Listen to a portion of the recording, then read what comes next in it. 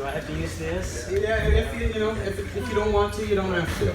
But so everyone can hear you, it's not a bad idea. I don't want to be mistaken for a lead singer. I speak in jest. So Tommy, have you ever done a rock and roll fantasy camp before? I have not. No. So what are you? My first victims. So what are you expecting? What do you think it's going to be I like? have no idea. Total mayhem. I think. I think it's going to be total mayhem. Did you call up Rudy to get any tips or anything? I did. I called him a few things. No, I haven't spoken to Rudy lately. I haven't seen him lately. He's so busy, you know. Oh yeah, he's busy as a mustard paddle at a picnic. Oh yeah, he's a very sought after bass player. Yeah. Now, so the way that we do these Q&As, I'll ask you a couple questions and then we're going to open it up for everybody. But I kind of want to go back to the beginning a little bit.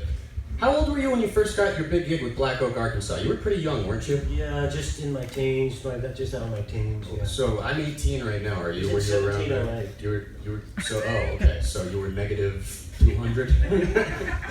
So you were 17. You were a teenager. How does a teenager? Yeah, 19-ish. 19. How does a 19-year-old get a gig with Black Oak, Arkansas? Well, we all make some mistakes in life. I was playing in a little band, a little three-piece band, and we were playing in Destin, Florida. Actually, we were playing all over, but there was a gentleman that came up after the gig and asked if and when I was ready to get serious to call this number. They gave me his card. And a couple, 2 or 3 weeks later, the band that I was working with, even though it was a really cool band, it was kind of like a weird kind of speed freak power trio. We didn't do meth, but it sounded like we did.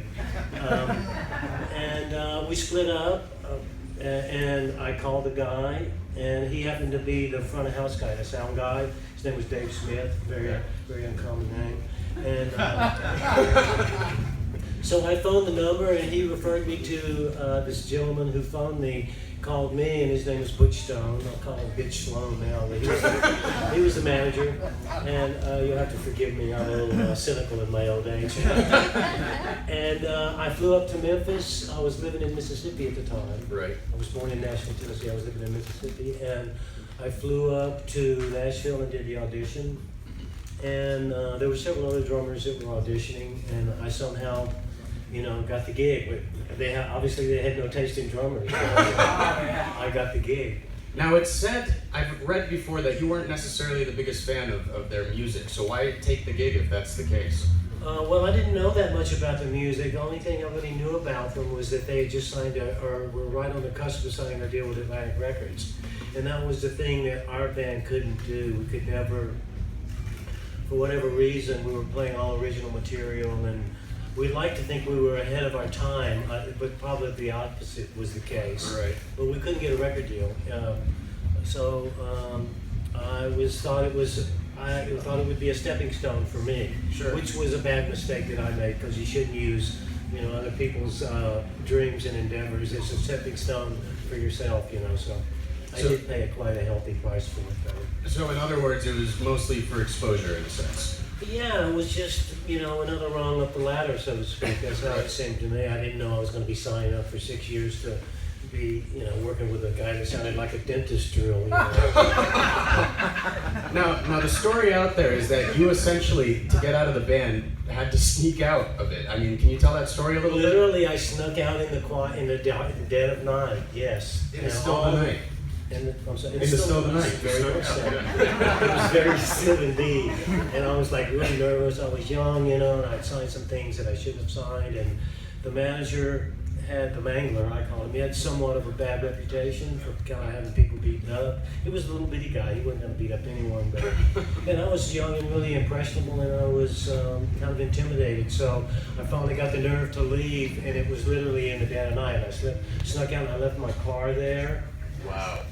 Yeah, a friend took me to Memphis, and I caught a plane from Memphis to Chicago. Wow, so are the guys in Black Oak, Arkansas going crazy trying to figure out where you are? Not so much the guys in the band. At that time, they were kind of like puppets. They didn't really know what was going on until later on. Sure. So then you're out of that band. You do a tour or a couple years with Pat Travers, and then you had already met Ozzy. You had toured with Ozzy at this point.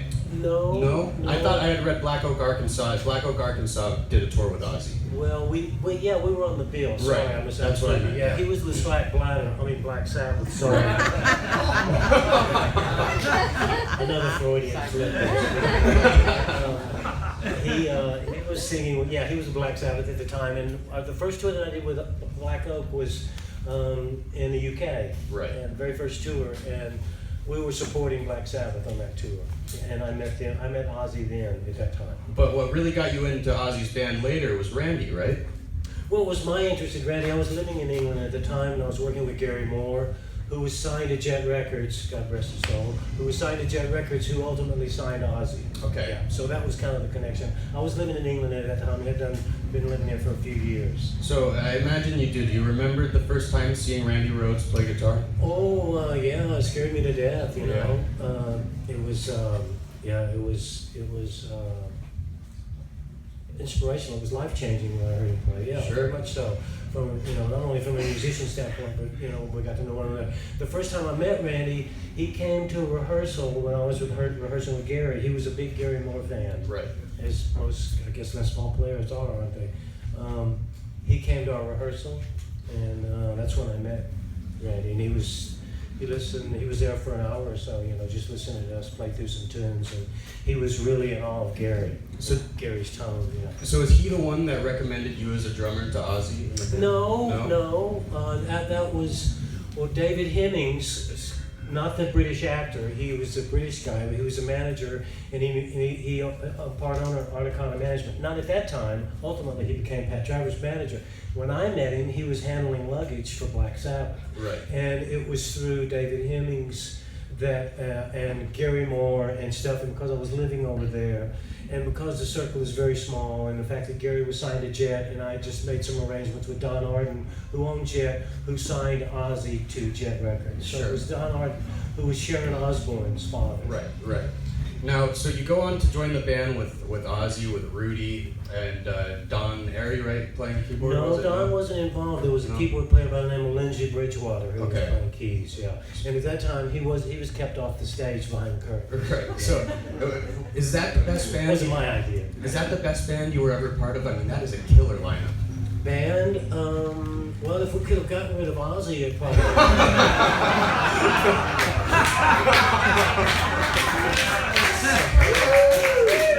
Now you know why I don't do very many interviews. I know, I'm trying to pick your My brains career here. would have been about this long. I'm only kidding. You're right. I'm only kidding. It was very exciting from a musical perspective. It was probably the high water mark of my career, yeah. Right. From a simply musical perspective, because when you're working with people like Randy Rhoads, I mean, guys like that, they kind of grab you by the scruff of the neck and lift you up to their level, Sure. So it was really. He was a couple of years younger than me. He was like 2 or 3 light years ahead of everyone. Right. And Absolutely. he was going through some experiences. No one knew it at the time, but when I first few deep conversations that I had with Randy, I remember we were in Shepherd's Bush rehearsing in Shepherd for a tour. I can't remember, a British tour, and I think it was the first tour. Rudy may want to correct me on this if I'm wrong, and he was talking to me about how frustrated he was musically. And this was before we even toured, before Blizzard of Oz or Diary of a Madman, before any of that. So he was unhappy with what was going on, and he really wanted to do the classical thing. And he was expressing some frustration that he had signed some things that maybe might come back to haunt him. And because of my experience in that, or the mistakes that I had made, he kind of confided in me a little bit. Yeah. Now, Rudy has told me in the past that they'd go, while you guys were out on tour, Randy would find a classical guitar player or guitar teacher in each town and take classical guitar lessons, and they just wouldn't, the teacher just wanted to ask him questions all about Ozzy. Yeah, I think he ended up giving the lesson. Yeah. Because he was head and shoulders above. I remember he would get the itinerary, when we first get the itinerary, he'd go through and he would make arrangements way in advance, weeks, months in advance, for all the stops on the itinerary where there was time to go in and take a classical lesson, or to find where there was a classical teacher that had some information that he was trying to, add to his vocabulary. Sure.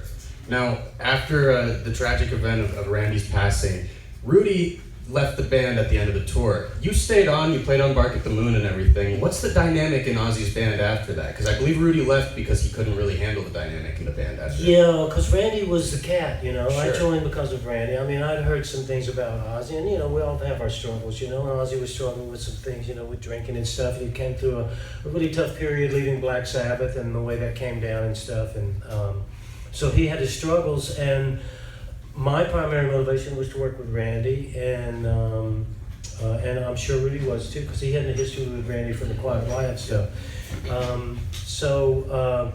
Rudy bailed, and I felt not an obligation. I just sitting down with Sharon and Ozzy, and there was some momentum that they were trying to maintain, and I kind of took on the hat of trying to find someone, not to take Randy's place, because unlike most people, I don't believe that everyone is replaceable. Right. Some people, most people, I don't think any person is replaceable, really. Absolutely. Because we're each individual entities, and only we can deliver the message that we're put here. If that's for me, don't answer it. if only we are the people that are capable of delivering the message that we were put here to deliver. Sure. So everybody is, everybody is indispensable. So I don't think that you can just move that much around. So Randy proved that in a billion ways, in a very, that he just wasn't replaceable. Right. But I was trying to find someone that would meet those mandates that we had, touring and so forth and so on, and trying to maintain the momentum. Sure. And I was trying to help Sharon and Ozzy out, trying to find someone. So I was flying around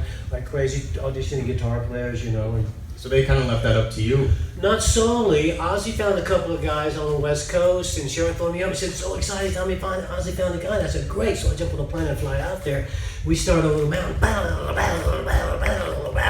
and it sounded like Armageddon, It sounded like, oh man, I'm thinking, oh my word, he's already buying a Charvel and a Marshall stack, and they had to send him on his way, yeah.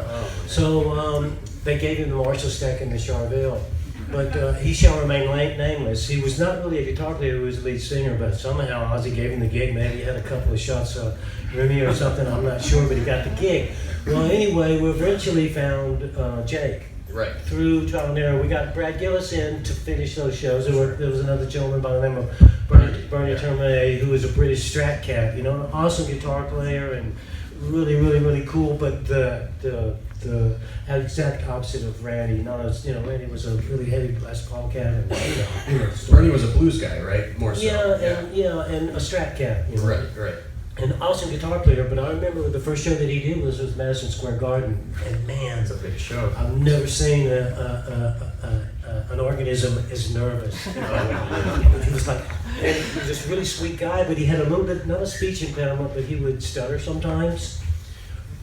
As I got to know him, and the more nervous he got, the more he'd stutter. So by the time we were going on, it took him 15 minutes to say, and I don't mean to make fun. I just felt my heart went out to him because he felt I got carried. He had the weight of the world on his shoulders. Sure. Coming in the first gig, Madison Square Garden. Come on, you're going to be nervous as just if you're really real rehearsing everything. So I really felt for him, but he soldiered on. And there were some mistakes here and there, but He came up later and he said, "Oh, I just can't do this. It's just too much." And so he was really sweet to come in, but we got Brad in, and he was able to do the dates, and do the tour with some of them, and honored what as much as anyone can who Randy was on those and playing all of his parts. He had a lot more whammy than Randy ever used, but we got through all the dates and we were ready behind him. And so it was more me just trying to fill the void and trying to help out and trying to just do what I thought was the right thing. But isn't it just, I imagine it's just got to be depressing to be in that band after the passing of Randy. That was one word, yeah. It was empty. There was nothing there. He was everything, Right. He was I know that Bob Daisley, takes a lot of credit for that, and rightfully so, but Randy was the cat. He was the catalyst. He was the impetus in everything on those two records, and make no mistake about that. So do you keep in touch with Ozzy or Sharon at all today? Not so much Ozzy. I'll hear from Sharon every now and again, get Christmas cards and things like that. Right. So. Well, on that note, we got to get everybody jamming with Tommy, so let's give a round of applause. Tommy, thank you.